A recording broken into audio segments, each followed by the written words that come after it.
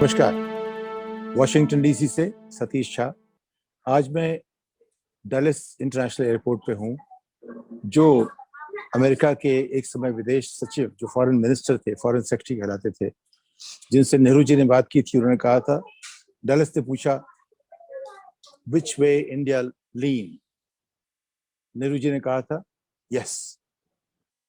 Are you with us, are you against us, are you for us, are you against us. Nehru ji ने कहा था yes. उस जगह बैठा हुआ हूँ जो डैलस के नाम पे एयरपोर्ट बना था, और मुझे लग रहा है कि आज बैठे बैठे यहाँ खबर आई CNN पर कि अमेरिका के पूर्व राष्ट्रपति ट्रंप को फेसबुक ने 2 साल के लिए बैन कर दिया गया है। कम से कम जनवरी 2023 तक वो फेसबुक कुछ पोस्ट नहीं कर सकते। उसकी वजह क्या थी? वजह ये थी कि ट्रंप को एक आदत है कुछ कुछ कहते रहने की, सबको गाली देने की, किसी को अपने बराबर नहीं मानने की, किसी मूल्य की परवाह नहीं करने की, किसी भी जो ट्रेडिशन, परंपरा हो, चाहे जो भी मूल्य हो, किसी का आदर वो नहीं करते। ये उनकी अपनी खासियत है, उनकी अपनी छवि है। इसके लोग उनको पसंद करते हैं 30%, और 50% के खिलाफ रहते हैं। तो आपने देखा होगा, याद होगा शायद, ट्विटर ने उनको जब राष्ट्रपति थे तब बैन कर दिया। तब उनकी जो क्षमता थी 8-9 करोड़ लोगों से का एक बात करने की, उनसे छीन ली गई, क्योंकि वो गैर जिम्मेदार साबित हुए। फेसबुक ने ये कहा ये गैर जिम्मेदार है। इनके फेसबुक पे रहने से देश को खतरा है, लोकतंत्र को खतरा है, समाज को खतरा है। इस बात पे ट्विटर ने अमेरिका के राष्ट्रपति को, और फेसबुक ने अमेरिका के पूर्व राष्ट्रपति को अपने प्लेटफॉर्म से बिल्कुल बैनिश कर दिया, यानी कि उनको निकाल दिया। ट्विटर ने पहले कहा था कि ये टेम्पररी है, लेकिन वो परमानेंट हो गया। यहाँ फेसबुक ने 2 साल के लिए कहा है। किसी भी लोकतंत्र की यही पहचान है कि आदमी कितना भी बड़ा हो, कितने बड़े होते वाला हो, कितना ताकतवर, कितने पैसे वाला हो, कितनी भी उसमें गुणवत्ता हो, चाहे नोबेल लॉरिएट हो, चाहे फोर्ड का चेयरमैन हो, चाहे देश का राष्ट्रपति हो, कानून के सामने सब बराबर है। लेकिन फेसबुक कानून नहीं है, ट्विटर कानून नहीं है। ये समाज की भावनाओं को, समाज के मूल्यों को सामने लाने की कोशिश करते हैं। समाज के मूल्य बदलते रहते हैं। जो बात अमेरिका में 1876 में थी, या 1776 में थी, या 1863 में थी जब लिंकन को मारा गया, वो भावनाएं आज से बहुत अलग है। लिंकन की पार्टी रिपब्लिकन थी, आज आज लिंकन की पार्टी डेमोक्रेटिक है। जो लोग लिंकन के मूल्य को लेकर चलते हैं वो डेमोक्रेट कहलाते हैं। मूल्य बदलते रहते हैं, लेकिन लोकतंत्र में मूल्य बदलते हैं, लेकिन सबको अपनी बात रखने की जो गारंटी है, उनका अधिकार है, वो नहीं छीना जाता। आज की तारीख में जो 24 देश हैं, जिनको OECD देश कहते हैं, organisation for economic cooperation and development देश, समृद्ध देश है, इनमें सबकी जो आमदनी है साल भर में वो $40,000 से प्रति व्यक्ति ऊपर है। ये उसके इसराइल को छोड़कर, इसराइल उसका हिस्सा नहीं है। ये इनमें क्या बात जो है कॉमन है सबके बीच में, वो ये है डेमोक्रेसी। ये 24 देश जो लोकतांत्रिक मूल्य है उनको सबसे ऊपर रखते हैं, वो सब उसके साथ चलते हैं। आपने नहीं देखा कि यूरोप में दूसरे विश्व युद्ध के बाद किसी भी तरह की ये डिक्टेटरशिप आई हो, या किसी ने कोशिश की हो सत्ता हथियाने की या डिक्टेटर बनने की, किसी कोशिश की तो उसको वो गिर गया। न जापान में ऐसा हुआ, न ऑस्ट्रेलिया में ऐसा हुआ, न यूरोप के देशों में हुआ, न अमेरिका में ऐसा हुआ। ट्रंप ने कोशिश की, लेकिन ट्रंप का नाम हमेशा इतिहास में जाना जाएगा एक बुली की तरह, एक आदमी जिसके पास कोई फिल्टर नहीं था, जो सोचता नहीं था, वो सिर्फ अपने दम में जिया करता था। उस तरह की बात है। आज फेसबुक ने उसको 2 साल के लिए निकाल दिया अपने प्लेटफॉर्म से। पहले ट्विटर निकाला था। इसकी जो है एक एक अगर आप देखें, जो सोशल मीडिया है, जब इसकी शुरुआत हुई आज से करीब 20 एक साल पहले, तभी कहा गया था कि डेमोक्रेसी के लिए सोशल मीडिया उसको मजबूत करने के लिए एक तरीका बनेगा, एक जरिया बनेगा। ये उसमें लोग अपनी बात कह सकेंगे, लेकिन लोग अपनी बात कहने में उनके पास फिल्टर नहीं रहेगा। इसने कोई फिल्टर खड़ा नहीं किया। फिल्टर जो बीच वाले थे वो बहुत कमजोर थे। तो बिना फिल्टर की व्यवस्था में जो फेक न्यूज है वो बढ़ना शुरू हुआ। और अगर आपको याद होगा, फेक न्यूज जो शब्द जो है, इसका जो पहली बार इस्तेमाल किया था ट्रंप ने 2016 2015 में, अगर उसने कहा ये फेक न्यूज है। उसके पहले फेक न्यूज बहुत कम लोग इस्तेमाल करते थे, बड़ी सोचते कहने में उनको थोड़ा सा दिक्कत होती थी। किसी न्यूज को फेक न्यूज कहने के पहले सोचते थे कई बार। उसने उसको एक आम शब्द बना दिया ट्रंप ने, फेक न्यूज, हर चीज को फेक न्यूज, ये बात फेक न्यूज है, जो उसके समर्थन में नहीं है वो सब फेक है। तो जो फेक न्यूज का जो कॉन्सेप्ट बनाया इसने सोशल मीडिया पर, उससे ये हुआ कि पता ही नहीं लगता कि न्यूज क्या है और फेक न्यूज क्या है। आज की तारीख में कौन किस तरह से, किस तरह इंस्टाग्राम में किस तरह फोटोशॉप करके कौन सी खबर कहाँ छप रहा है, मैं खुद उसमें गलती कर जाता हूँ।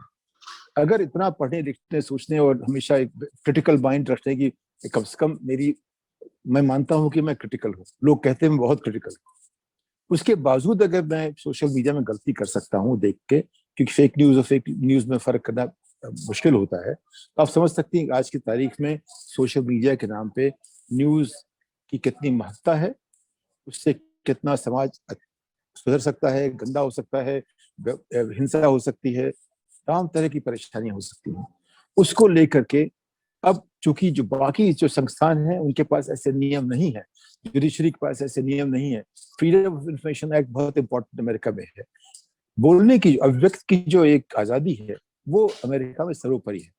आप राष्ट्रपति को रोज गाली दीजिए, भोंपुला गाली दीजिए, आपको कोई भी सरकारी तंत्र आपके खिलाफ नहीं जा सकता।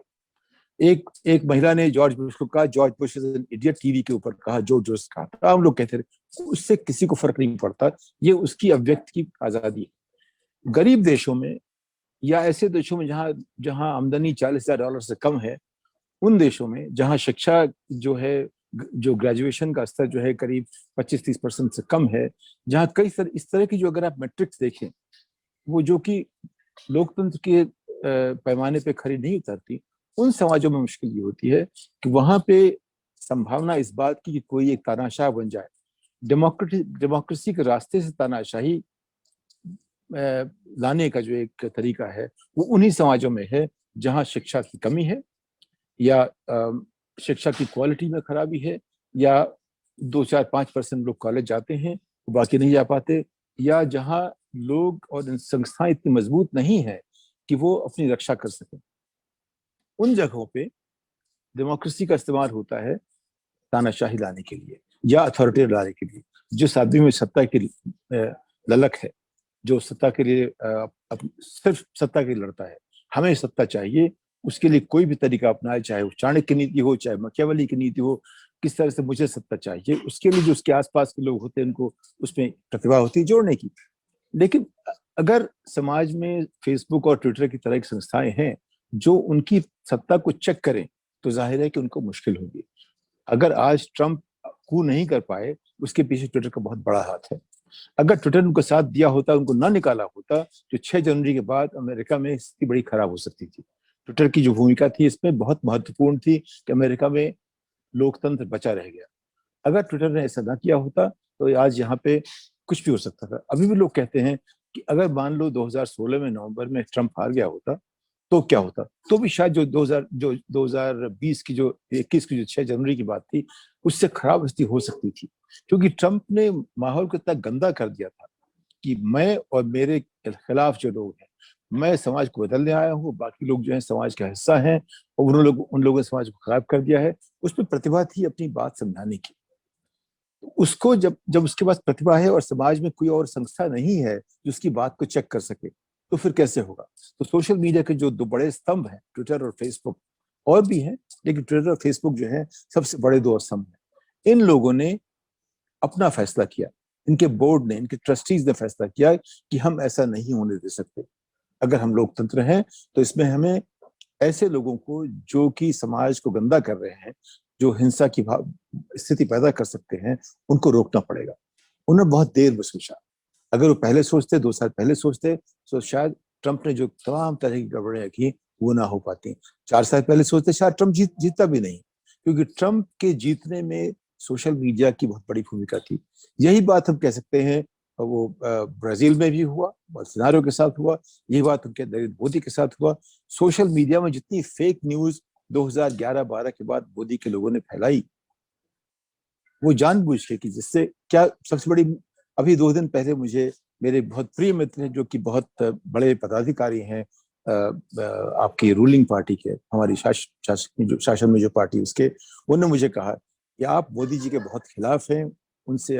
मैंने कहा उनके खिलाफ बिल्कुल नहीं, मैं उनका मित्र हूं, लेकिन जो वो करते हैं उसके खिलाफ, जो उनकी सरकार जो कर रही है, अगर वो मूल्यों के साथ नहीं चलती तो मैं उसके खिलाफ हूँ। अगर वो सुप्रीम कोर्ट को अपनी तरफ से काम करने दे, हाई कोर्ट को अपनी तरफ से काम करने दे, जजों को ये ना कहें कि तुम ऐसा फैसला करो, मीडिया को मैनिपुलेट ना करें, उनको अपना काम करने दे और फिर अपना दिखाएं कि हमें ये लोगों को समझाने की क्षमता है, मैं उनके पूरी तरह साथ हूँ। मेरा उनसे एक ही विरोध है कि उन्होंने जुडिशरी को और मीडिया को, जो कि स्तंभ है हमारी लोकतांत्रिक व्यवस्था के, उन दोनों को बधिया कर दिया है पूरी तरह से। उनमें किसी की हिम्मत नहीं होती, जो उनकी हिम्मत होती है उनको बहुत बड़ी हिम्मत जुटानी पड़ती है कुछ भी कहने के लिए। लेकिन जो हमारे जो भाजपा के नेता, जो मुझसे कहा, उन्होंने कहा कि आपको क्या चाहिए? अरे हमने आपको सब कुछ तो दे दिया। हमने कहा क्या दिया आपने? हमने आपको 370 दे दिया, हमने आपको जो मंदिर दे दिया, और क्या चाहिए आपको? आप समझ रहे हैं? वो उनके लिए सरकार का मतलब सिर्फ यही था कि हमको 370 खत्म कर दो, कश्मीर दे दो और हमें अयोध्या मंदिर बना दो। अगर यही सरकार की सिर्फ भूमिका है तो हम कहीं भारत भारत भारतवर्ष नहीं रह पाएगा। जरूरी है कि हमारे जो समाज के जो व्हाट्सएप ग्रुप से जिस तरह की जो मैं देखता हूँ, मुझे एक शर्म सी आती है कि व्हाट्सएप से तमाम तरह के लोग इसके शिकार हो रहे हैं। हमारे एक परिवार के मित्र हैं जो कि रिजर्व बैंक के डिप्टी गवर्नर थे, उन्होंने मुझे ऐसी खबर लिखी, मुझे शर्म आई कि मैंने उनको लिखा कि ये उनके लिए जो अनपढ़ है, ये इसको आप कैसे फॉरवर्ड कर रहे हैं? बेचारे नाराज हो गए। हमारे अपने परिवार के तमाम लोग मुझसे नाराज हो जाते हैं जब मैं कहता हूँ व्हाट्सएप की खबरें गलत है, क्योंकि व्हाट्सएप की अपनी अलग क्रेडिबिलिटी बना दी है हमारे नरेंद्र भाई के लोगों ने, उनके तंत्र ने, उनकी व्यवस्था ने, जिन लोगों ने व्हाट्सएप का इस्तेमाल करके लोगों को भ्रमित कर रखा है। उसकी भूमिका यही है कि सबसे बड़ी मुश्किल हिंदुस्तान में क्या है? मुसलमान। नेहरू ने मुसलमान के साथ है इसलिए नेहरू खराब था। उसके बाद जो पूरा नैरेटिव बनता है, उसको रोकने वाला कोई है ही नहीं है, और हमारा विपक्ष जो है खड़ा नहीं हो पा रहा है। अब जो हम कह रहे हैं कि फेसबुक ट्विटर ने जो अमेरिका में किया, जो लोग हिंसा पैदा कर सकते, खड़ी कर सकते हैं, उनको रोकने की जो बात की, वो उसको हर देश में करनी चाहिए। उसको सोचना चाहिए भारत में भी। अभी भारत में जो हुआ बहुत इंपॉर्टेंट था, जब उसने लिखना शुरू किया कि ये बात डिस्प्यूटेड है, जो संबित पात्रा ने कहा उस पर डिस्प्यूट लगा दिया गया। ये उसे करना पड़ेगा, सोशल मीडिया को अपनी तरफ से कोशिश करनी पड़ेगी। अगर हमारी संस्थाएं तैयार नहीं है, उसको खुद अपनी संस्था बनानी पड़ेगी। वैसे ऑम्बड्समैन हर संस्था में होता है, हर बड़े अखबार में अमेरिका में ऑम्बड्समैन है, न्यूयॉर्क टाइम्स में है, वॉल स्ट्रीट जर्नल में है। कोई खबर छपती है, उस पर कोई सवाल खड़ा होता है, एक ऑम्बड्समैन का दफ्तर होता है जो तय करता है कि क्या इस रिपोर्टर ने ठीक लिखा, क्या इस ओपिनियन मेकर ने ठीक लिखा, जो भी छपा था क्या वो ठीक था। उनकी राय में, अगर वो ओपिनियन है, एक राय है, और राय ऐसी है जिससे नुकसान, देश में बहुत बड़ा नुकसान नहीं होगा, उसको मान लेते हैं। अगर उस राय से ऐसा कोई स्थिति पैदा हो सकती है जिससे कि नुकसान हो जाए, समाज का नुकसान हो, कोई बहुत भारी नुकसान हो, तो उनको संसद करना पड़ता है, क्योंकि हमें संतुलन बना के रखना पड़ता है। संतुलन और जो केओस के बीच में दूरी बहुत कम रहती है। इसमें अभी जो बहुत बड़ी बात हुई है सुप्रीम कोर्ट के फैसले से, उन्होंने विनोद दुआ को कहा कि उन्होंने जो भी कहा वो सेडिशन नहीं है, उनको अभिव्यक्ति की आजादी है। उसके बाद मेरे एक सहपाठी ने, जो जेएनयू के थे, उन्होंने लिखा कि इस तरह की जुडिशरी को इम्पीच करना चाहिए। जो लोग ऐसी बातें कर रहे हैं, जो नरेंद्र मोदी के खिलाफ चाहते हैं, उनको इम्पीच करना चाहिए। हमने कहा कि 7 साल से आप जो काम कर रहे हैं वो इम्पीच करने लायक काम थे। पहली बार 3-4 हफ्ते से एक ताजी हवा आ रही है सुप्रीम कोर्ट से। पहली बार लग रहा है कि हमारे यहाँ कोई कोर्ट तो है कम से कम जो सवाल खड़ा कर सकता है। तो जो ये बहुत बड़े कुछ 3-4 हफ्तों में जो फैसले आए हैं सुप्रीम कोर्ट से, उनका काफी महत्व है। हम उम्मीद करते हैं कि कोई भी जुडिशरी, हमेशा जुडिशरी का पहला काम है कि सरकार को अपनी उसमें जंजीरों से बांधे रखे, उसकी सीमा से आगे न बढ़ने दे। मीडिया का काम है सरकार को आईना दिखाती रहे, उसके पास कोई ताकत नहीं रोकने की, इसके अलावा कि उनकी उनकी बात को लोग समझाए, इसमें सही क्या है गलत क्या है, जो भी उसको साथ साथ रखे। ओपिनियन मेकर्स अलग होते हैं, लेकिन रिपोर्ट करने वाले की जरूरत ये है कि वो कम से कम बात को इस तरह रखें कि उसमें सभी पक्ष सामने आते हैं। ओपिनियन मेकर की बात यह है कि मेरी राय ये है, चीजें ऐसी हैं, मैं इसको इस तरह देखता हूँ, वो चलेगा। लेकिन जो रिपोर्टर है, उसकी उसकी जिम्मेदारी है कि हर बात को कई पहलुओं से देखे कम से कम दो पहलू जरूर देखें। एक पहलू जो करने वालों का है, दूसरा उसको दूसरी तरफ देखने वालों का है। तो ये अगर हमारे समाज में ट्विटर और फेसबुक की जैसी मजबूत संस्थाएं नहीं है तो लोकतंत्र मजबूत नहीं हो सकता। हमें कोशिश करनी पड़ेगी, अखबार खड़े हों, वो ऐसा दफ्तर बनाए, इंडिपेंडेंट दफ्तर बनाए ऑम्बड्समैन का, या पीपल्स गवर्नेंस की बात करें, पीपल्स काउंसिल बनाए, एक शैडो गवर्नमेंट बनाए, जिससे कि तमाम तरह के अंकुश लगे सरकार के ऊपर, जो वो चाहती है कि हम बिना अंकुश के निरंकुश हो जाए। मोदी जी को निरंकुश करने का अधिकार किसी को नहीं है। उनको निरंकुश होने का की जो इच्छा भी है, वो हम उनको उससे उनको बचाना पड़ेगा। हमें लगता है हमें नरेंद्र मोदी को उनके दोस्तों से, उनके मित्रों से, भक्तों से बचाना पड़ेगा, क्योंकि मोदी अगर इतने बड़े नेता बन गए तो कुछ तो होगा। अगर उनमें वो बात है, उनको समझाने की बात है कि आप भविष्य को देखो, आप सिर्फ 370 और अयोध्या की बात देके नेता नहीं बन सकते।